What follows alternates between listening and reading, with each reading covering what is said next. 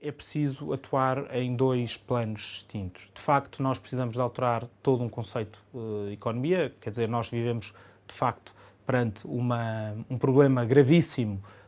económico, orçamental, conhecido, que nos conduziu a um pedido de ajuda externa,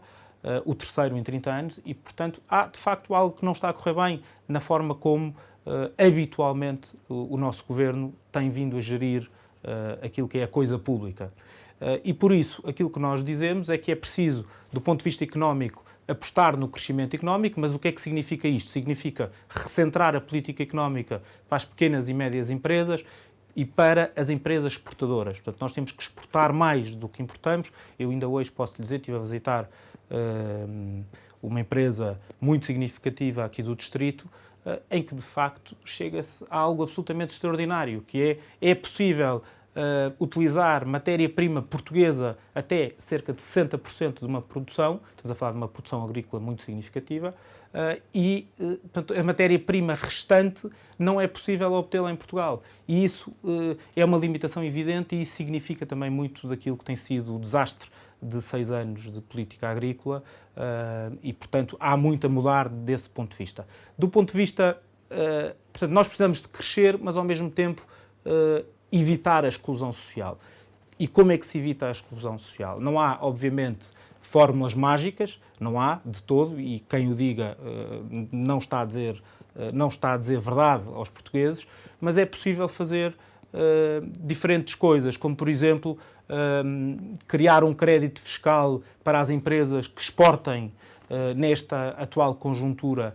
ou para as empresas que contratem mais trabalhadores, e isso é uma medida, por exemplo, para combater o desemprego nomeadamente jovem, que atinge hoje níveis absolutamente preocupantes, muito perto dos 30%,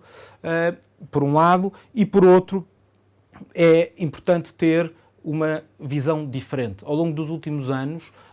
e é preciso dizê-lo com clareza, com tantos PECs negociados entre os mesmos, PS e PSD, nós temos vindo a assistir, por um lado, a um congelamento das pensões, as pensões mínimas, assistimos, por outro, à não comparticipação ou à diminuição da comparticipação dos medicamentos dos mais idosos e dos dependentes e, portanto, é preciso mudar a página. Isto, do nosso ponto de vista, passa, por um lado, por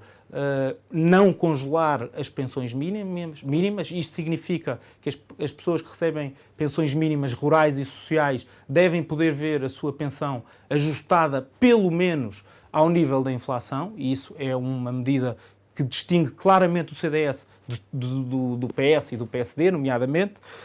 mas há mais medidas que nós achamos importantes. Desde logo, por exemplo, estimular o autoemprego. Quer dizer, nós temos um jovem, ou mesmo uma pessoa mais velha, tem uma determinada ideia, quer ter um projeto, quer abrir uma empresa e vê, desde logo, o Estado ficar-lhe com cerca de 50% daquilo que produz. Quase. Seja do ponto de vista fiscal, mais as contribuições sociais, ainda por cima com o novo Código Contributivo, que também está aí em cima da mesa. E, portanto, é preciso estimular o autoemprego e é preciso olhar para diferentes realidades que nós hoje temos, como, por exemplo, o desemprego dos jovens, como te referi, mas também o desemprego dos casais. Nós fizemos um levantamento no CDS sobre isto e chegámos à conclusão que havia mais de 4.600 famílias em que pai e mãe, marido e mulher, estavam ambos no desemprego. E, portanto, isto é, de facto, algo muito preocupante e que deve preocupar todos os políticos que têm a oportunidade de influenciar o rumo do país. Só para terminar relativamente a esta pergunta, dizer que, do nosso ponto de vista, tem que haver uma interligação com as instituições de solidariedade social e nós achamos que é possível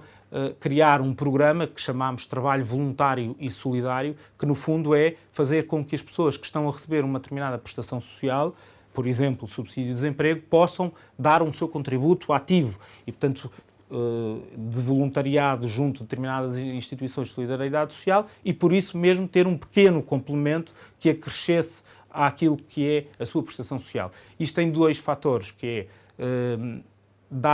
tem duas vantagens, que é dar, por um lado,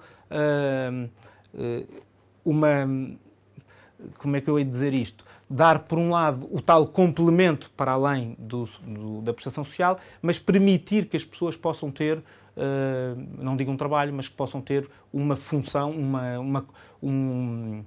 uma colaboração direta e que se possam sentir úteis junto da sociedade em que estão inseridas, e isso é um fator absolutamente decisivo para que depois possam, com alguma dinâmica, procurar recuperar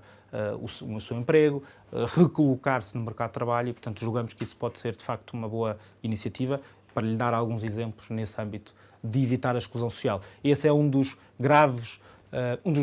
grandes desafios que o próximo governo irá ter, que é sanear as contas públicas, pagar o que devemos e evitar